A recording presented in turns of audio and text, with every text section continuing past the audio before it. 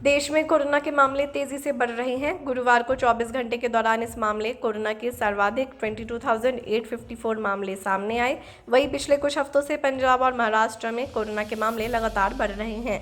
Delhi NCR के लिए भी स्थिति चिंताजनक है, क्योंकि गुरुवार को राजधानी में 409 नए केस सामने आए हैं। ये लगभग 2 महीनों में एक दिन में आए सबसे ज्यादा मामले हैं। इन बढ़ते मामलों ने जानकारी के मन में सवाल पैदा कर दिया है कि क्या देश में कोरोना की दूसरी लहर शुरू हो चुकी है। इस तरह कोरोना के बढ़ते मामलों से कई सवाल सामने आकर खड़े हो रहे हैं, लेकिन ये 4 बिंदु काफी है ये बताने के लिए कि देश में कोरोना की दूसरी लहर आ गई है और वो पूरे देश में फैल रही है। आइए समझते हैं।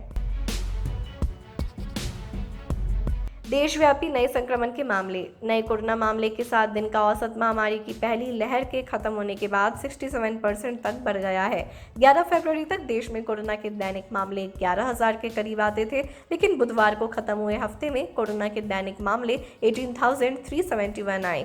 आंकड़ों का इस तरह से बढ़ना दिखाता है कि देश में दूसरी लहर की शुरुआत हो गई है।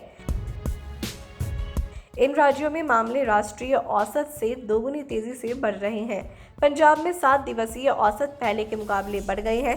ये पहली लहर के बाद 509% तक बढ़ गया है, जो कि राष्ट्रीय औसत से लगभग 8 गुना ज्यादा है।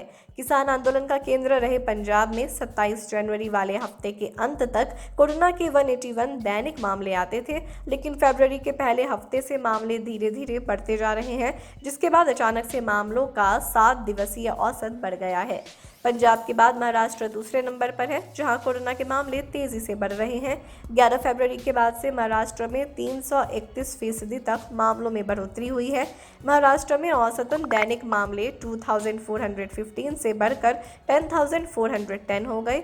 महाराष्ट्र में अब तक 22 लाख से ज्यादा लोग संक्रमण के शिकार हैं, तो वहीं 52,610 मरीजों ने अपनी जान गंवा दी है। इसके अलावा हरियाणा में किसान आंदोलन की वजह से कोरोना के मामलों में बढ़ोतरी देखी गई। पंजाब महाराष्ट्र के बाद तीसरे नंबर पर हरियाणा आता है।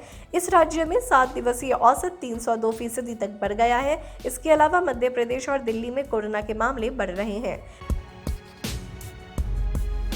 फिर से बढ़ने लगी सकारात्मकता दर। पिछले हफ्ते भारत में हुई कोरोना के परीक्षण में औसतन 2.6% सैंपल पॉजिटिव पाए गए। हालांकि विश्व स्वास्थ्य संगठन द्वारा बताए गए सकारात्मकता दर यानी 5% से काफी कम है, लेकिन चिंता की बात यह है कि ये फिर से बढ़ रही है। 1 महीने से भी कम देश में औसतन साप्ताहिक सकारात्मकता दर बढ़ रही है। 20 दिनों में सक्रिय मामलों में बढ़ोतरी।